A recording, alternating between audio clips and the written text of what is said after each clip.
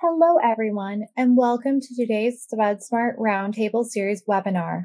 My name is Ashley Robinson, and I'm the editor of Spud Smart. Today, I'll be serving as your host for this webinar. Today's theme is the importance of pre-harvest sugar sampling. I'd like to take a minute to thank BASF and McCain for partnering with us on this Roundtable Series webinar. In today's webinar, you will learn about potato storability based on tuber maturity, how important the quality of the product going into the storage is to the end product, the optimal storage temperatures for your potatoes, and what the optimal shipping times for stored potatoes are. During the presentation, you'll likely have some questions for our speakers. Please type these into the chat box at any time during the webinar, and we'll address them during the question and answer session after the presentations.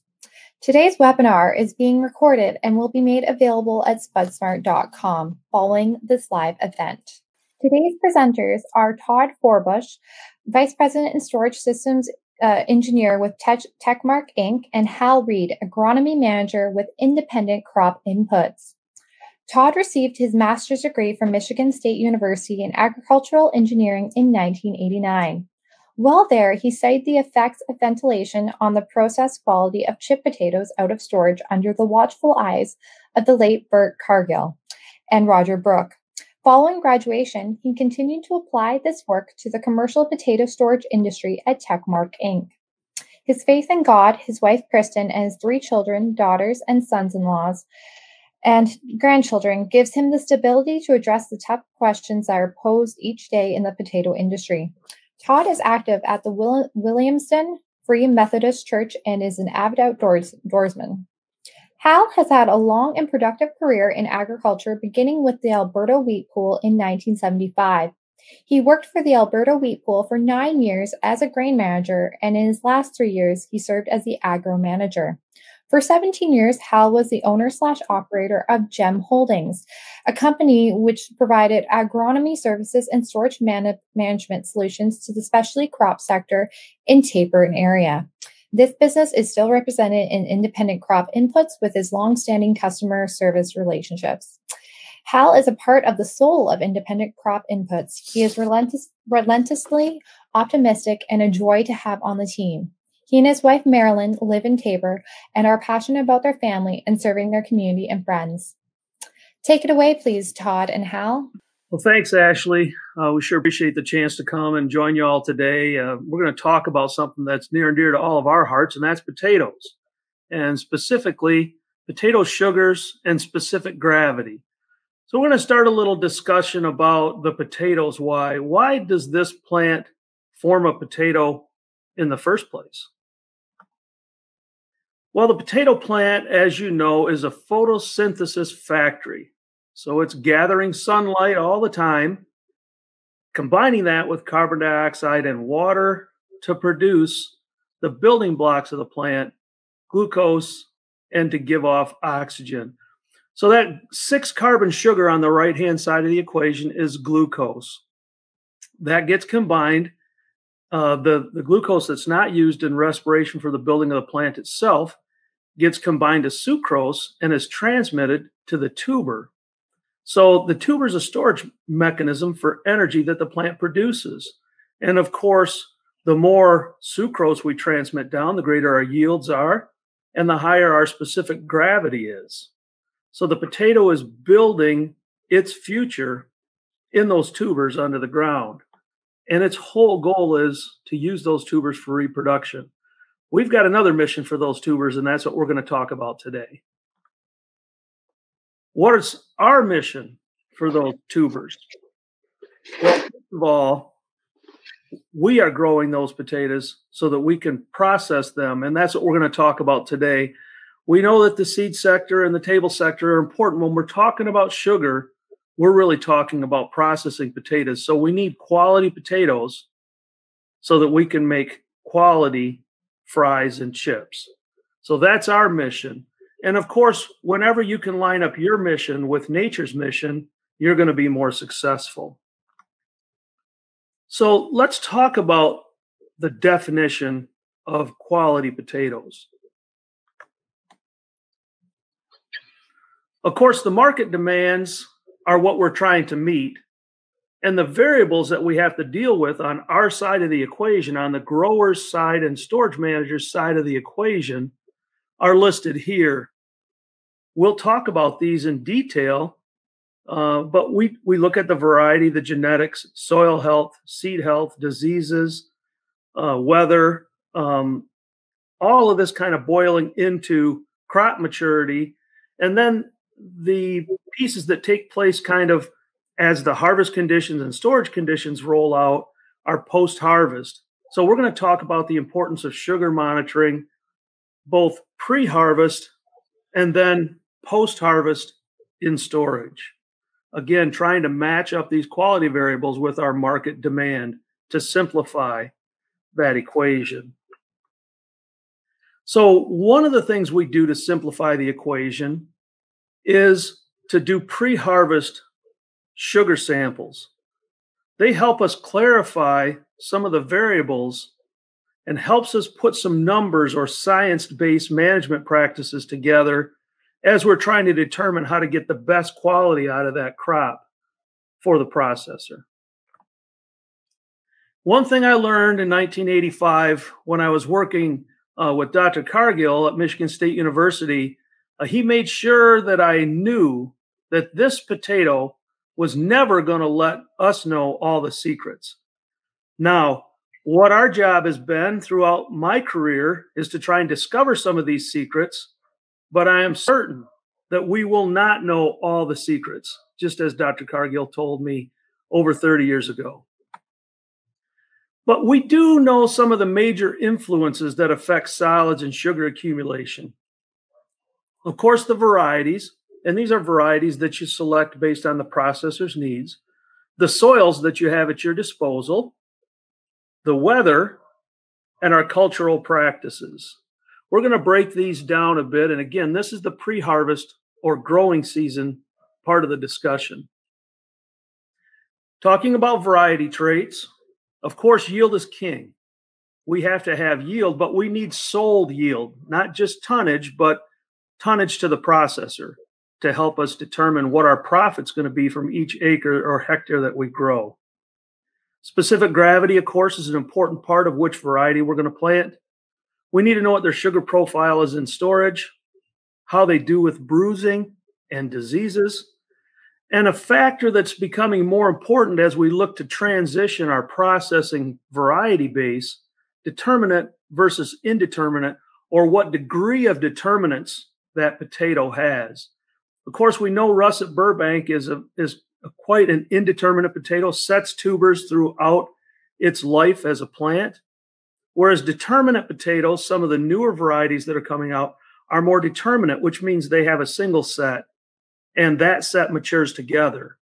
As you might imagine from a maturity point of view, potatoes that have a single set are much more predictable in terms of their sugar concentrations than potatoes that have multiple sets. However, that Russet Burbank is a very dependable potato, and it's going to be difficult to find that next Russet Burbank, but we're all on that task together, and sugar sampling can help us qualify that. Now Hal's going to talk with us about some cultural practices. Okay, thanks, Todd. Thank you, Ashley, for allowing me to be part of this. I think as we go through the cultural practices, a lot of this isn't new talk to the listeners. I mean, this is something in order to be your best grower, chances are you know most of this already. But just for a refresher, as far as a variety selection, that's critical. We know that. I mean, is it a Russet Burbank for the processor? It depends on what processor you're dealing with to determine, okay, as far as the profile is concerned, because each processor could be looking for something different. So it's really hard to just say, these are my potato fields and treat them all the same. It's more specific than that. Of course, field selection is super critical as far as slope, as far as quality of soil is concerned. Is this so heavy that it's going to be a disaster to try to dig it? These kind of things all come into play. Irrigation, I had one fella tell me that he had to say, you know, I'm growing potatoes, not fish, because he was putting so much water on these fields. So again, this is all stuff that you generally already know. Just a refresher to say we need to pay attention to this because we don't want it too dry, we don't want it too wet, and it's an ongoing process. And again, like Todd mentioned before, weather being a wild card is something that's really hard to manage. Disease control, obviously, at least in Alberta, we know we're going to have disease. So again, it's a management thing on how do we give that potato plant the least amount of stress based on control. Fertilizer use, I think it's something that we've looked at but never taken nearly as serious as we should, particularly our nitrogen management. Over the years, I think we'd look at this field of potatoes and say, oh, there's something wrong. Well, we'll put more nitrogen on. Well, that's okay to a point, but then it can become a detriment when it comes to the maturity side that we'll talk about a little bit later. But those are the cultural practices that we need to really respond to in order to come out with the best possible product.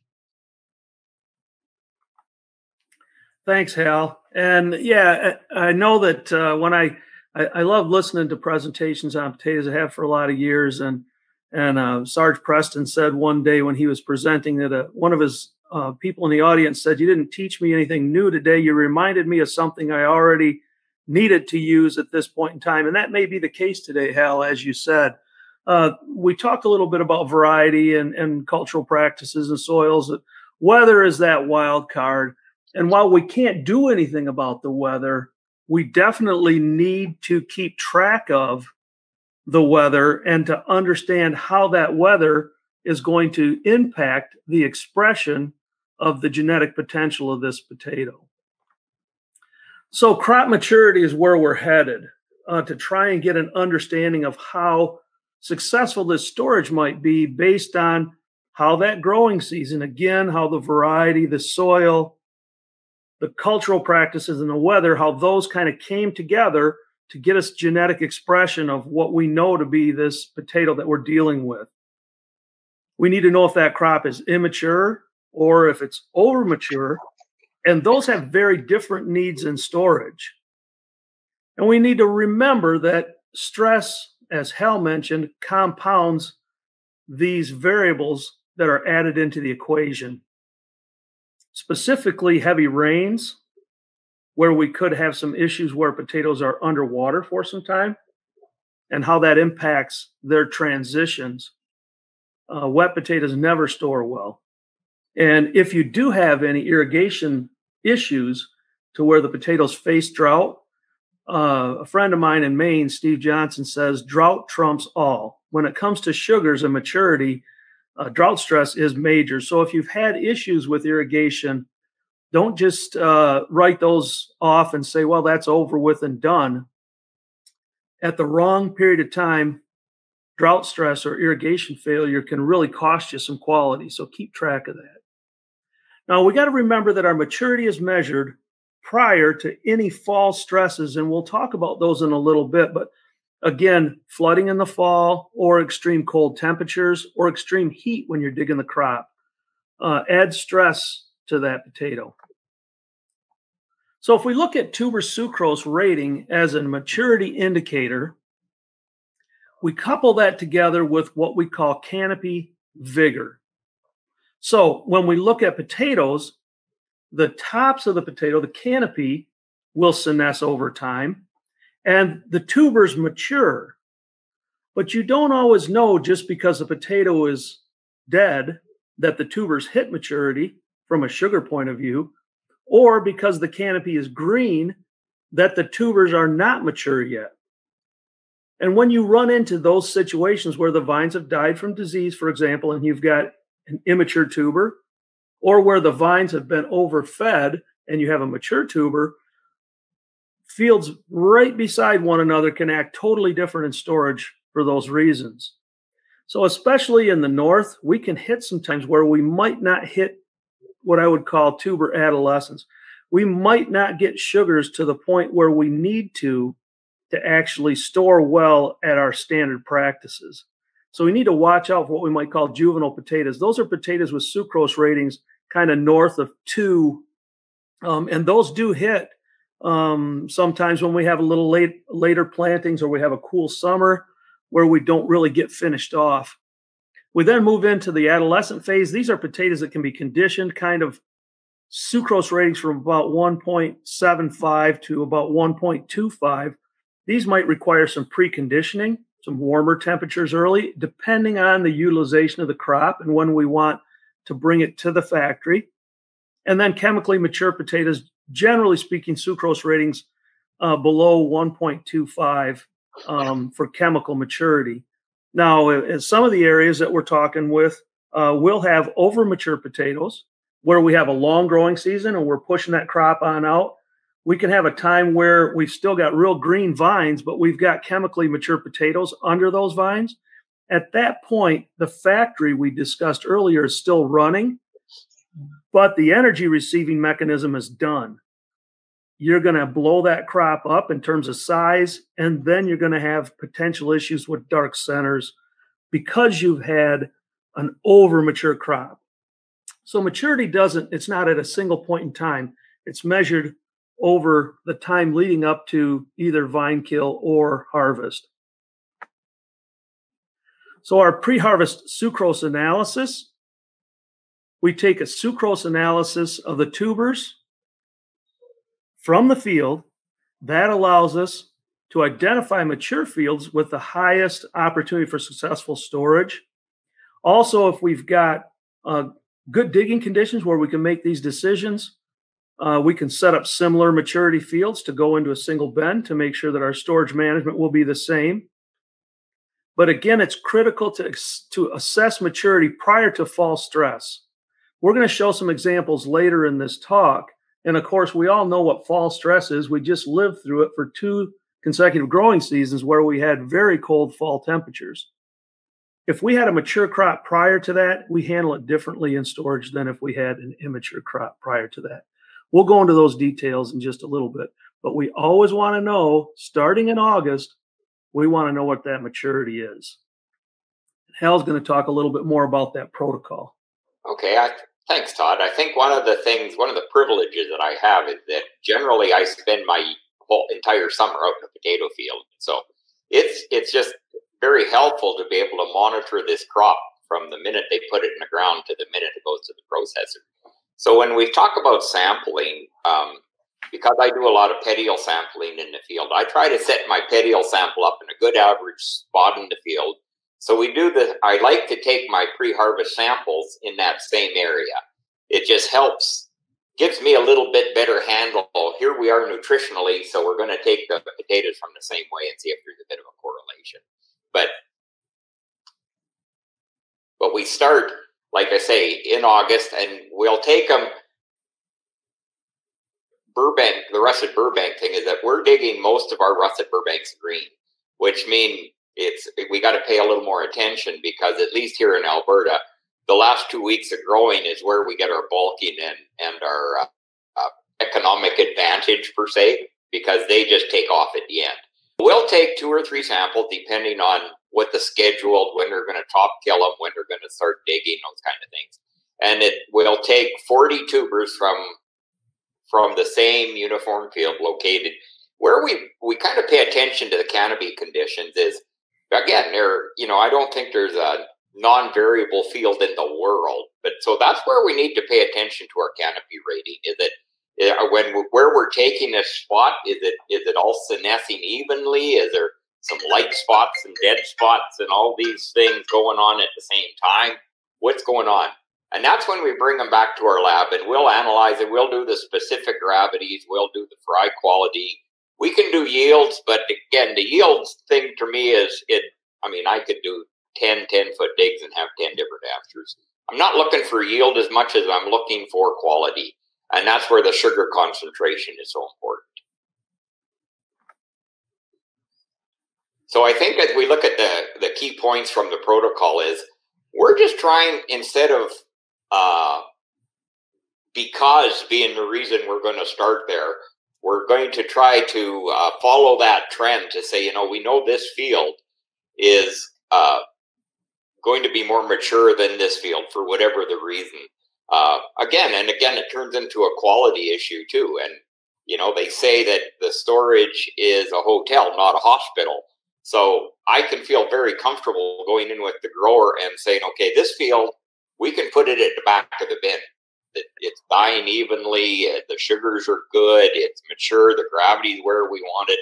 Those kind of things they just help us make some decisions. And that's, again, like I say, we'd like to have a fingerprint to make these decisions instead of hoping that we're doing the right thing. Now, the flip side of that is in the falls that we've had where we've had snow and frost and all these things, it gets down to the point of, okay, we're going to dig where we can dig. That's the truth of it. But even by doing it that way, at least we have a little bit of a picture on what we're dealing with. Right. So once we've quantified that crop, thanks, Hal, for outlining that protocol. Once we've quantified the maturity of that crop, we're going to then put that crop into storage. And of course, as Hal mentioned, and we've all been through numerous potato harvests, you have a plan and you do your best to make the plan work, and you work the plan, and then the weather happens and you adjust the plan. So at least, as Hal mentioned, you know where each field is at in terms of their maturity so that you can make storage management decisions accordingly as you group them in storage. So we got to always remember the potato's alive in storage. And I'm an engineer, so I like equations, so I like to put these in. So this is the respiration equation for tissue glucose. Again, that 6-carbon sugar on the left-hand side of the equation is combined with oxygen by the potato, and carbon dioxide, water, and heat are given off. So the glucose that actually causes us color in the storage, it's not like the potato has a passive-aggressive attitude and wants to somehow make glucose to cause us trouble. No, that potato's making glucose for one reason, and that's to survive. It needs that glucose, that sugar, to survive, and respiring takes place. Respiration does one cell at a time. So each cell inside of that potato has got to have an adequate source of glucose around it for it to survive. This is an old graphic, again, from Sarge Preston and Dr. Joe Sokinis in '88. I imagine there are people listening that are younger than this graph, but that doesn't invalidate the principle, okay? Sometimes these old principles, we don't invalidate gravity just because we're younger than the discovery of it. So the basics of this is that there are 2 sugars that exist inside of that potato.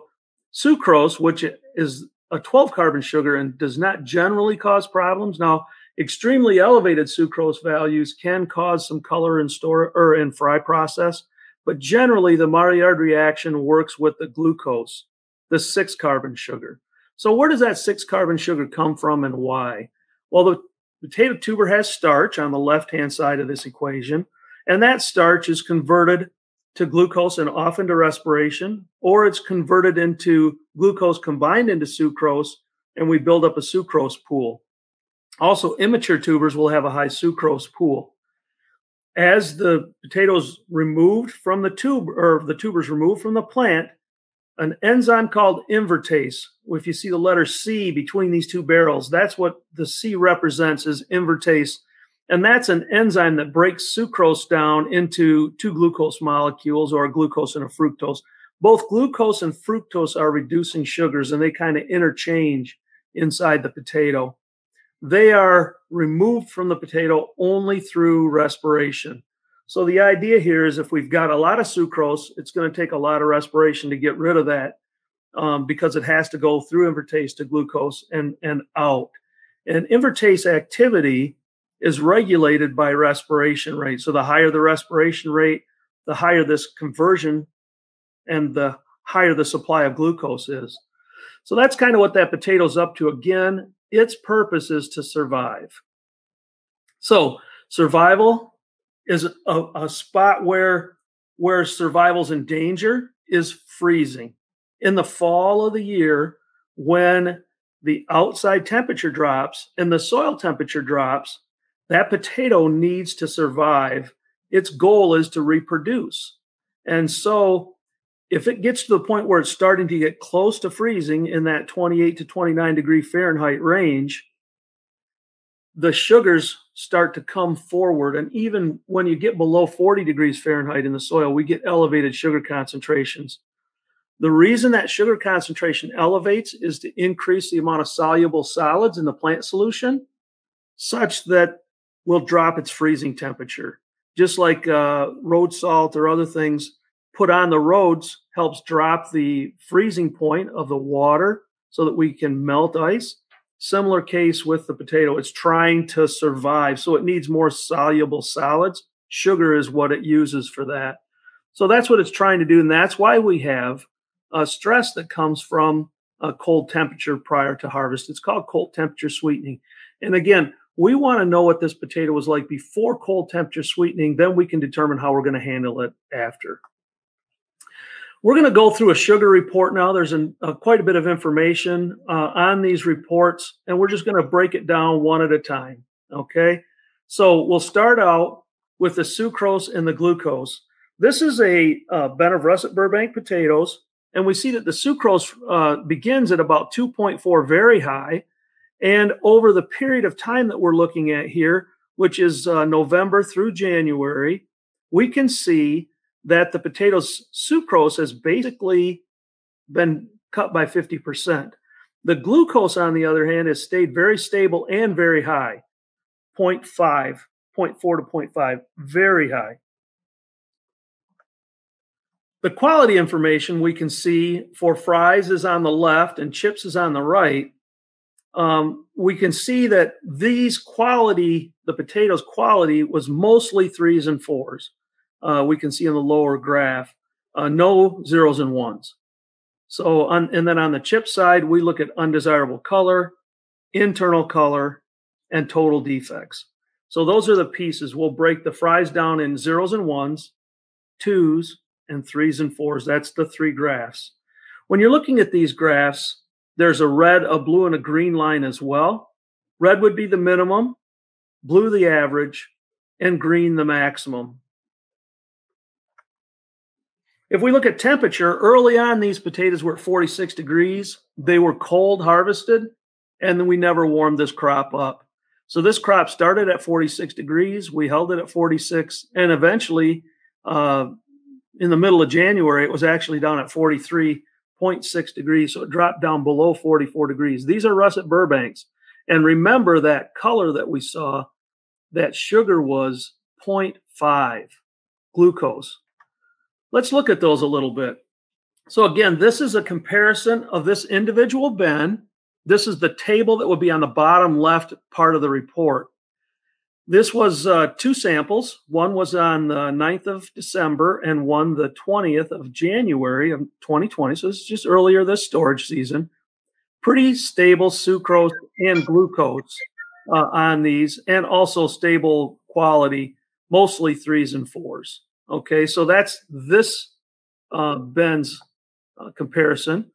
Then in the bottom right-hand corner, we see the province comparison by variety. So this is all Burbanks. We see that this bin was the high for the glucose. You see the glucose high of 0.540. Then if I step back and look at this sample, this is that one, 0.540. Also, this bin that we're looking at has 76% 4s. This is the highest color sample as well. So highest glucose correlates with highest color. That's most commonly the case. But we have a range all the way down to 0.071. And we've got a sample that's 100% 1s, and I would wager to guess that the 0.071 was 100% 1s. So that's kind of the way that sugar report breaks down. Now, one of the things that we do with sugar sampling in storage, especially potatoes that have this dark a color, is we run what we call a Techmark relative rate of recovery study for these potatoes. And that bin had a rate of recovery study done on it to try and get a feel for what the kind of upper limit, what's the best processing potential we can get. Hal's going to go through a study that he did this last fall with some potatoes that were harvested in less than ideal conditions. Thanks, Todd. Before we even did this, there was a debate. We had frost, we had snow, we had everything going against this last fall as far as pulling out a quality potato. But what we did have on this particular field is that we did have our pre-harvest done that said, you know, it was very mature. It wasn't, we weren't concerned about it as far as that's concerned. But then when we ended up putting them in the storage and started warming them up, this is what we got. And, you know, even the processor was to the point that said, you know, we don't know if we have a place for them. And what are we going to do with them? So it was a little discouraging to look at this when you look at the sucrose at basically 1.9 and the glucose at 0.6. It just gives you an illustration that, you know, we had mostly 4s in there. They were ugly. And so the question became okay, what do we do with them? And part of the thing that helped us was our pre-harvest sampling to say, okay, we know that we started in the ground, that we had a relatively mature potato. And this is all stress related, the cold part. So we started here on November the 26th, taking samples. And what we did here is that we took 200 pounds of this particular bin, and I put it in our shop and started just warming it up. I think, and not so much that we were going to warm it up that quick in the storage, but what it gave us was, okay, is there some hope? Can we learn something by doing it over the next 6 weeks that it's going to do this over the next 4 months, for example? Is it still possible to bring them around? So this is what we started with, and this is what we ended with. Because we started in the field with a mature potato, I felt quite comfortable. Now, I didn't think we could get them this good, but they turned out very well. If you look now, our sucrose down at 0.78, it's cut drastically down, and our glucose at 0.131. I can live with that quite nicely. But you also see we kept them over 60 degrees for most of that time. And so, like I say, what we saw was that if we started with a mature potato, we can work with it based on, you know, the new storages are just wonderful buildings. So there's little things that we can tweak to make it good. Now, like I say, at the same time, when we get the potatoes in the bin up at 60-some degrees, I don't want to leave them there for long. I want these, once we get the quality, they got to go. I'm not going to leave them in there for long. But as you can see, based on the colors below, we eliminated the 3s and the 4s. It worked out better than I had ever anticipated.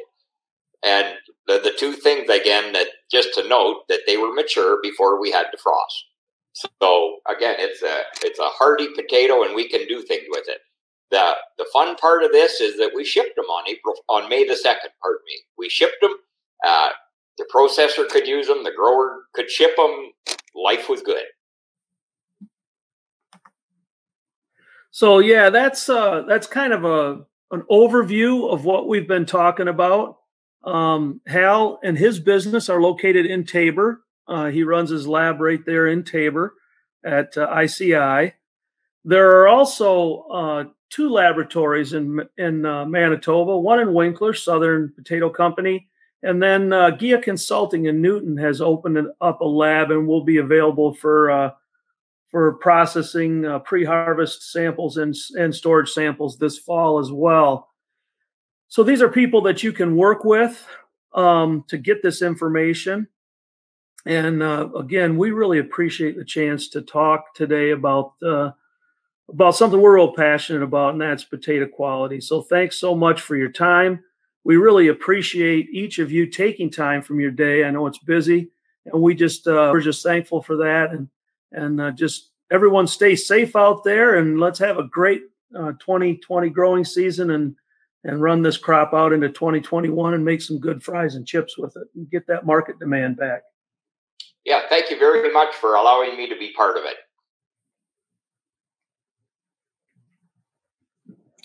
Thank you, Todd and Hal. I'd now like to do a short question and answer session. If you have a question for either of our presenters that you haven't typed in yet, please type it to the chat box now.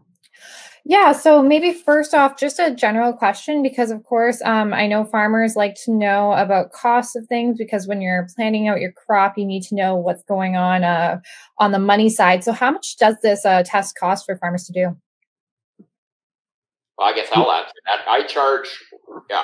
I try to go out to the field. I don't, I mean, I have a lot of farmers that bring me the samples, but if I go out with the farmer, we do this together. To get the sample through the lab is $80.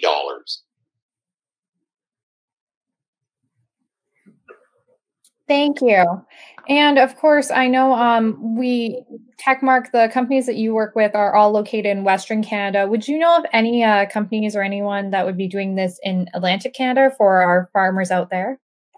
We do have a grower lab in Ontario, and then we have received samples from Eastern Canada into our laboratories in Michigan. You just have to go through a little bit more paperwork, but our folks are pretty well versed in that, and we've got a great team. Eric Watering handles all of our labs, and Eric and his team can get those potatoes sampled if you need them sampled from just about anywhere. Thank you. Another question we have is sucrose ratings different per variety? Yeah, so sucrose readings, yes, can be different by variety. But the general outline that I've given is pretty applicable. So there's a number, roughly around that number 1.0 to 1.25. That kind of is where you cross over maturity, and that's the case for most varieties. Some it might be a little lower than 1, some a little higher, but yeah, they're in that range. All varieties are in that range when they're mature. Thank you. Another question. Do you know any practices / studies that correlates drone / satellite / chlorophyll meter data with optimum harvest timing? I don't know of any. I'm not aware of any either. Great question, though. Okay, thank you for that. Another question is, how many years have you guys been sampling, and do you see a trend long term? Hell, how long have you been sampling, Hal? Well, this is probably about my 15th year doing this. Okay, and I started doing sugar samples in 1985, so I've been doing this quite a while. Yeah. And yeah, we do see trends over time, and actually every year on year, this has grown. So when you see a practice that has stood the test of time, and now has started to grow, and all of Hal's experience for 15 years has been in the fry industry. He has both chips and fries, but that's been all in the, mostly the fry industry. This practice has really started to transcend into the fry industry, and folks are seeing the benefit of it, and it's really gaining ground. So, yeah, it's a process that we have seen an opportunity to really help folks with their profitability, and that's why we do it. Well, I think, Todd, just to add to that, all of our contracts, at least in Western Canada, we have a base contract, which is fine, but it's your bonuses that are going to make you your money. How is our gravities? How are our colors? These are kind of the things that will give you the bonus. And it's just too valuable not to keep a handle on those kind of things. Absolutely. Thank you. Our next question is, what is the sugar level in the field to have a stress field? If I hear the question properly, I'm going to repeat it and say that the question is that if a field is in stress or under stress in the field, what would the sugar value be? So again, a mature field is going to be in that 1.25 to 1 range. We want to get that sample before any field stresses take place. But if you've got drought stress coming in, let's say your irrigation's down, your sugar values could be up over 2.5, could be double that level and even higher. I mean, there were some samples that were that we took this fall that were in the kind of the second round of harvest, if you will. So there was a heavy freeze, then there was some digging, then there was a heavier freeze, and some more digging followed by potatoes that didn't get harvested. And that was the case through, a lot of North America. And some of those potatoes that were in the second round actually had sucrose values as high as 5. So 5 times the average of what they would have been prior to the frost. And again, those pre-harvest samples are so important so you know the quality before you get that stress. So I hope I answered that one well. Thanks, Todd. I think you did a great job. Our next question is there an instant testing mechanism in the field that would test for sucrose and glucose? Right now, there's not an instant test for both sugars. There are some people who attempt to use glucose test strips to watch the 6-carbon sugar, but there currently is not a good test that's repeatable in the field today that we're aware of.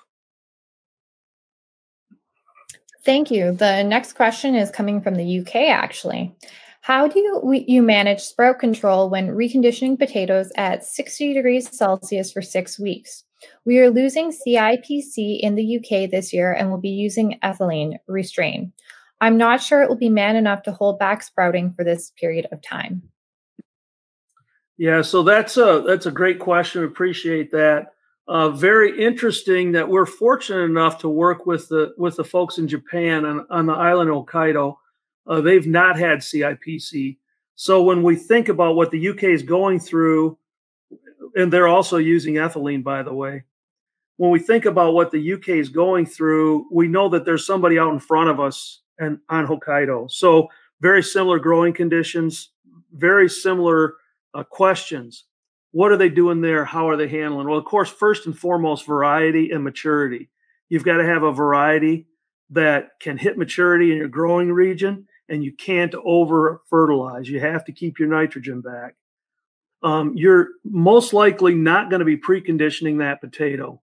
So you're going to start working with varieties, get varieties in the mix that can precondition at colder temperatures. Some of the potatoes that we're working with right now, we can precondition them at 11 C. So they'll actually burn sugars at 11 degrees C. Again, variety is so important when you take CIPC out of the mix. You have to keep that potato down so that the sprouts don't grow. Another piece of the puzzle when you're using restrain or gassed ethylene is that ethylene will actually drive process color off if it's applied incorrectly. So you have to watch your CO2 levels when you're applying restrain. If CO2 is high, that's when ethylene will drive sugars high and process quality off. I've had a good friend of mine in the potato industry call ethylene the death hormone. Okay, it's basically signaling the end of the season for those cells. So you got to remember, you're going to throw that crop into a little bit of a tilt if you don't handle your ethylene and your carbon dioxide properly. So there's a lot going on in that question, and I've got a great deal of respect for the men and women who are going to try and take that on in the UK. Quite likely, you'd have our contact information, so I'd welcome a chance to talk with you about that specific challenge for sure. Thank you. Just want to quickly clarify on that. I see the question asker clarified that they had meant 60 degrees Fahrenheit, not Celsius. Okay. The next question is, why should the sampling be done in August? Go ahead, Hal. Well, I think that the whole idea of it is to get that trend going. It's like one picture or one number in time. It tells you where you are today, but what we're trying to distinguish is where are we going to be tomorrow? Where are we going to be in 2 weeks? Where are we going to be in a month when it comes time to dig these, for example? It's a matter of and comparing field to field, it's just an opportunity for us, again, to have some science behind it to say, okay, based on like when I do my patio samples, the same thing. I mean, it's good to know where you are today, but really what I need to know is where is this going to be tomorrow? And that gives us an opportunity to find a trend line going. And really, a 3-point trend line is much better than a 2. So that's why we want to get back into August. We want that last sample to be within 7 days of either harvest or vine kill. So the final sample needs to be the snapshot just before we get pulled from the field. And we want that to take place prior to any cold events. So if I'm wanting to go 3 samples, so 6 weeks before the first frost, I really got to get back into August to get that 6 weeks before the first frost. Thank you. Our next question is, how might climate changes during harvest days impact storage? So climate changes in terms of, the harvest temperature, and this is a very interesting question, by the way. We have seen situations where potatoes that were harvested directly after a very cold night have a different storage life performance than potatoes that were harvested 48 hours after that cold night. So the closer you are to that stress event, the less time those potatoes have to equalize in the field, the longer term impact that's going to be in storage. So it's important for us to always measure and have our harvest capacity such that we don't end up having to leave this crop exposed any longer than we have to. Now, if you're talking about warmer temperatures and trying to deal with those, whenever you have a warm temperature, you've got another issue, which is cooling and pressure brews. So that's a whole nother topic that you can talk about. But as we potentially deal with a warmer harvest, then we have to look at the other side of the coin. We will most likely have a mature crop, but then we'll have to look at whenever we take heat out of a potato, we take water out, we cause water to come out and could have cell mechanical failure and pressure brews. So hopefully that answers the question. Thank you, Todd. Our next question is, if the desired sugar level is not in the desired level for fresh potatoes that has still canopy, is there an immediate action that can be taken, like foliar potassium, thiosulfate application, or similar? Go ahead, Hal.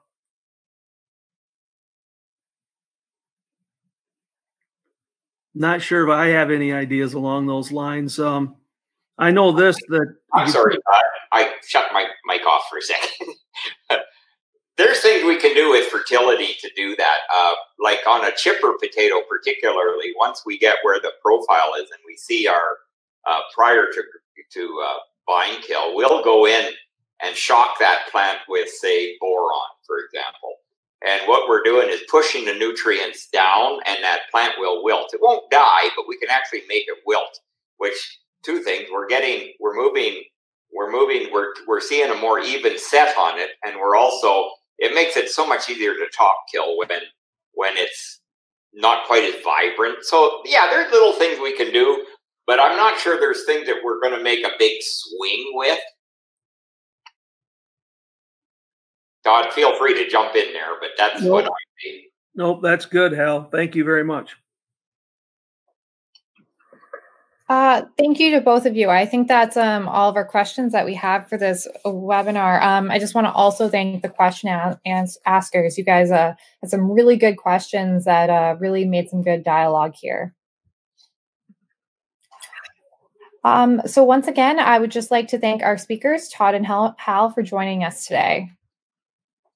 Thank you. Absolutely, our pleasure. Okay, we have one last question. Well, I ask it because we're not at the 1 hour mark, but this will be our last question. So we'll just quickly ask it. Do you see a difference in sand and clay soils? As far as what is concerned, because yes, you will. Yeah, maturity differences between sand and clay are real.